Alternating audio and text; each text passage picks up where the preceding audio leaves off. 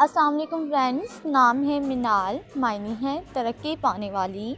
नाम है अफशा, मायने है तकसीम करने वाली।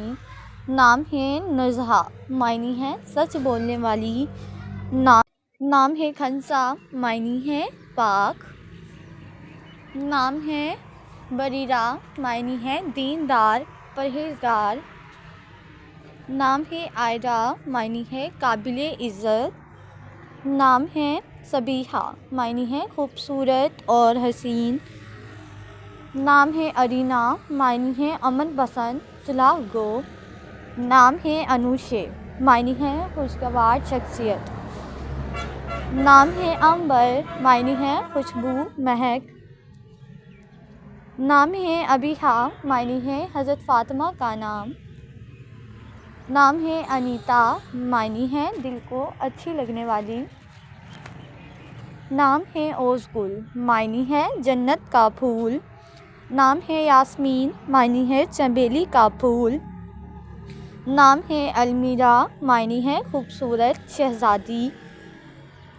नाम है अमीना, मायने है काबिले एहतमाद।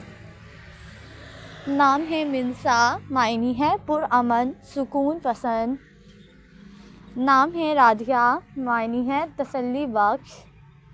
नाम है खिज़रा, मायने है सरसब्ज़। नाम है रिमला, मायने है सजावट और आराइश। नाम है महानूर, मायने है चाँद की चमक। नाम है यसना, मायने है सफ़ेद गुलाब। नाम है सिला, मायने है तोहफ़ा और इनाम।